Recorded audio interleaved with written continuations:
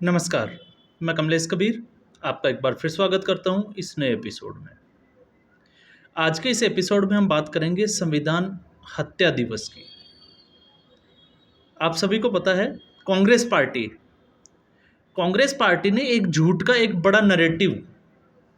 2019 के लोकसभा चुनाव के बाद हमने देखा कि बड़ी तेजी से जो है वो उस नैरेटिव में बहुत आगे भी निकल गई और 2024 का परिणाम ये कहता है कि उसमें वो कामयाब भी हुई। 2014 और 2019, हालांकि उस वक्त भी जो है वो नरेंद्र मोदी को टारगेट किया गया, लेकिन इस बार विपक्ष के गठबंधन को और कांग्रेस पार्टी को ये अच्छे से पता था कि अगर सीधे तौर से नरेंद्र मोदी को टारगेट किया जाएगा तो फिर उनके हाथ कुछ भी नहीं लगने वाला है। इसलिए 2024 के चुनाव में हमने देखा कि कांग्रेस पार्टी और विपक्ष की जितनी भी गठबंधन की जो पार्टियां थी, उन्होंने एक नया नैरेटिव बनाने की कोशिश की। और वो नैरेटिव कौन सा था आपने देखा? एक नैरेटिव था कि सभी को जो है वो 8,500 रुपये दिए जाएंगे, सभी महिलाओं को। उनसे फॉर्म भराए गए, गारंटी दी गई और ये अच्छे से पता था कांग्रेस पार्टी और गठबंधन को कि किसी भी सूरत में सीटें तो बढ़ जाएगी, लेकिन उनकी पार्टी जो है या गठबंधन जो है वो कभी भी जीत नहीं पाएगा, तो उनको शायद पैसे देने की ज़रूरत ही नहीं पड़ेगी। लेकिन ये ज़रूर होगा कि इससे उनकी सीटें ज़रूर बढ़ जाएगी। और हुआ भी यही, क्योंकि उनको उन महिलाओं का वोट ज़रूर मिला। इसके अलावा संविधान के, या हम कहें कि संविधान बदलने की बात की गई। कांग्रेस पार्टी के इकोसिस्टम ने एक नैरेटिव बनाया कि संविधान को बदलने की एक कोशिश हो रही है और उसमें अगर भारतीय जनता पार्टी की 400 सीटें या एनडीए गठबंधन की 400 सीटें आ जाती है तो कहीं ना कहीं संविधान बदल दिया जाएगा। और ये वो पार्टी कह रही है जो शुरू से लेके अंत तक, जब वो 60 से 70 साल सत्ता में रही, तो संविधान बदलने के अलावा कोई काम नहीं किया। फिर उसमें चाहे आपने देखा होगा संविधान समिति को भंग किया गया, और किस तरीके से किया गया आपने ये भी देखा, ताकि 370 जो है वो हट नहीं सके। इसके अलावा 1976 में वो आपातकाल की घोषणा करना हो, या फिर हम बात कर सकते हैं आपातकाल के अलावा लोकसभा का जो टेन्योर था, सेशन था, उसकी अवधि को बढ़ा देना। इसके बाद में आपने देखा किस तरह से 1984 हुआ। 1984 के बाद में राजीव गांधी, क्योंकि उनका तो एक वीडियो भी वायरल है कि अगर संविधान को बदलने की ज़रूरत पड़ेगी तो संविधान को बदल दिया जाएगा। लेकिन इसी के साथ 1976 में आपातकाल के साथ साथ जो है वो बड़ी चालाकी के साथ संविधान के प्रिम्बल में, प्रस्तावना में, जबकि प्रस्तावना में कोई बदलाव नहीं किया जा सकता, उस सूरत में भी भारतीय संविधान के प्रस्तावना में सेकुलर और सोशलिस्ट दो शब्द जो है वो और ऐड कर दिए गए। हालांकि उसके खिलाफ जो है वो सुब्रमण्यम स्वामी ने भी, इसके अलावा विष्णु शंकर जैन ने भी, और अब जो है वो अश्वनी उपाध्याय, इन्होंने जो है वो एक याचिका जरूर सुप्रीम कोर्ट ने लगाई है और सुप्रीम कोर्ट ने वो याचिका स्वीकार कर ली है। अब उस पर बहस होनी है और सारी जो याचिकाएं हैं उनको मर्ज भी कर दिया गया है। इसके अलावा संविधान की हत्या कैसे होती है वो भी हम थोड़ा सा समझें तो शाहबानो केस में सिर्फ मुसलमानों के वोट हासिल करने के लिए किस तरीके से राजीव गांधी ने सुप्रीम कोर्ट के उस फैसले को बदल दिया। और फिर उसके बाद में हम आते हैं 2004 के बाद में। तो 2004 के बाद में जो राहुल गांधी अभी संविधान की प्रतियां लेके घूम रहे हैं, संविधान बचाने की बात कर रहे हैं, जय संविधान का नारा लगाएं, वो भूल जाते हैं कि उन्हीं की सरकार में प्रधानमंत्री मनमोहन सिंह के द्वारा, आपको पता होगा, एक बिल पास किया गया था और उस बिल को जो है वो सार्वजनिक तौर से प्रेस कॉन्फ्रेंस करके उसको, उसकी कॉपी को जो है वो फाड़ के फेंकना। ये है संविधान बचाने वालों की सच्चाई। लेकिन एक झूठ का नैरेटिव, एक इकोसिस्टम जो है वो काम कर रहा था, और उसी इकोसिस्टम का एक आपने देखा होगा कि किस तरीके से जो है वो मीडिया को बदनाम करने की कोशिश की गई। और उसी में मीडिया के भी कुछ लोग 2014 से पहले सत्ता के साथ जो है वो कुर्सी पे बैठ के या मीटिंग करके जो है वो मलाई खा रहा था। अब मुझे किसी पत्रकार का नाम लेने की ज़रूरत नहीं है, जो प्रधानमंत्री के, या हम कहें कि भारत सरकार के विमान में प्रधानमंत्री के साथ में विदेशों की सफ़र करता था, सरकार के खर्चे पे जो है वो होटलों में रुकता था। और 2014 के बाद में जब ऐसा नहीं हुआ तो आज वो खुलकर जो है वो प्रधानमंत्री नरेंद्र मोदी के सामने खड़े हैं। तो ये तमाम तरह की जो है वो कोशिशें की गई। 2024 का चुनाव जो है वो इसी के ऊपर लड़ा गया। एक तरफ जो है वो झूठ का नैरेटिव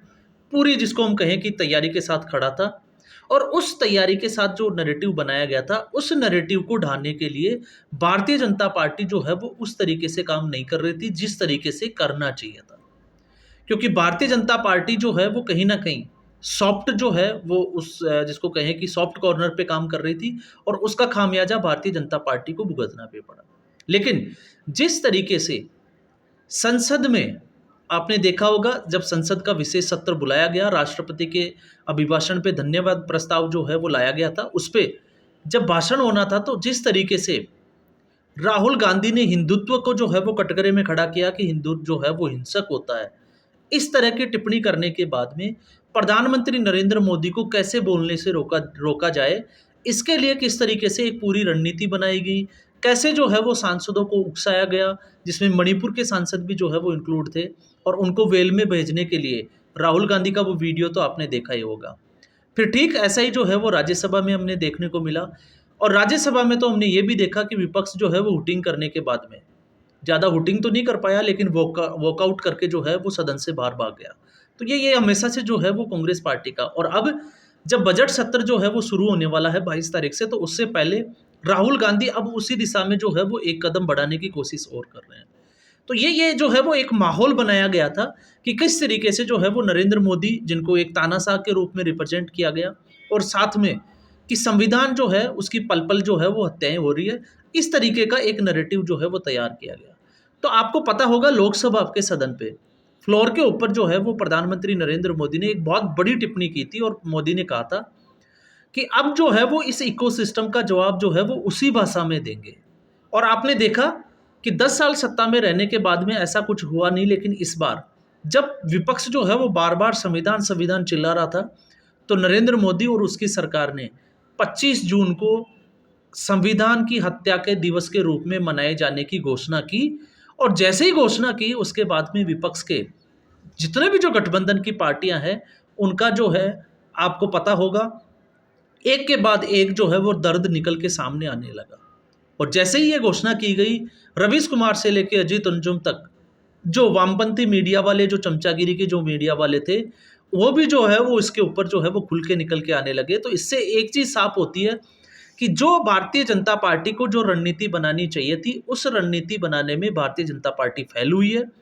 या हम कहें कि भारतीय जनता पार्टी को ये काम जो है वो लोकसभा चुनाव में, जब विपक्ष इस तरह की राजनीति कर रहा था, तब ऐसे जो है वो ठोस कदम उठाने चाहिए थे, लेकिन ऐसा नहीं कर पाई, और उसका खामियाजा जो है वो आपने देखा किस तरीके से उत्तर प्रदेश में 8,500 का जादू चला, मुसलमानों को एकत्रित किया गया, दलितों को डराया गया कि संविधान बदल दिया जाएगा। और वैसे ही ठीक पश्चिमी बंगाल की अगर हम बात करें, तो पश्चिमी बंगाल में लगातार भारतीय जनता पार्टी के जो है वो कार्यकर्ताओं की, नेताओं की हत्या की गई, बम फोड़े गए। आपको पता है, बार-बार जो है वो घटनाएँ ऐसी आती रही, लेकिन भारतीय जनता पार्टी और केंद्र सरकार ने कहीं भी जो है वो एक ठोस कदम जिसकी ज़रूरत थी, वो नहीं लिया, और उसका खामियाजा ये हुआ कि लोकसभा चुनावों में पश्चिमी बंगाल में सर्वे में जहाँ आगे दिखाया जा रहा था, भारतीय जनता पार्टी उससे बहुत पीछे रह गई। और आज भी उस लड़ाई में जो है वो भारतीय जनता पार्टी को बहुत आगे दिखाई देती है, ऐसा जो है वो होता हुआ नज़र नहीं आ रहा है।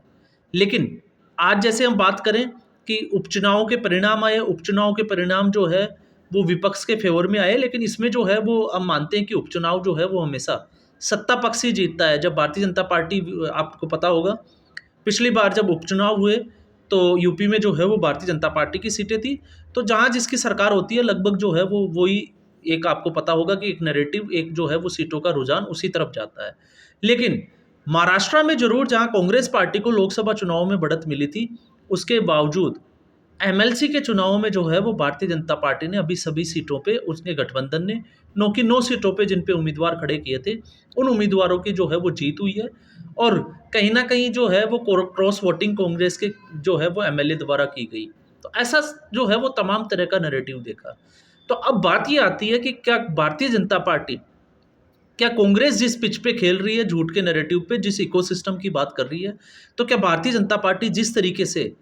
कांग्रेस पार्टी को संविधान हत्या दिवस के साथ जो है वो कांग्रेस पार्टी पूरी की पूरी जो है एक्सपोज हो गई है, राहुल गांधी जो है या कांग्रेस पार्टी जो है वो तक जो है वो कटघरे में खड़ी हो गई है, और ये सीधा जो है वो कांग्रेस पार्टी के पूरे इतिहास को बताता है। तो क्या भारतीय जनता पार्टी क्या इसी नैरेटिव या हम कहें कि इसी तरह से जो है वो एग्रेशन के साथ आगे भी जो है वो राजनीति करेगी? ये जो है वो बड़ा दिलचस्प होगा। और अगर भारतीय जनता पार्टी और अमित मालवीय जो उनके जो है आईटी सेल के जो हेड है, अगर वो ठीक से काम नहीं कर पाए, तो फिर एक बार हम देखेंगे कि विपक्ष जो है वो अपने झूठ के नैरेटिव में कामयाब होता हुआ दिखाई ज़रूर देगा। तो आज के एपिसोड में बस इतना ही। उम्मीद करूँगा आपको ये एपिसोड पसंद आया होगा। वीडियो को लाइक करें, शेयर करें और चैनल ज़रूर सब्सक्राइब करें। धन्यवाद।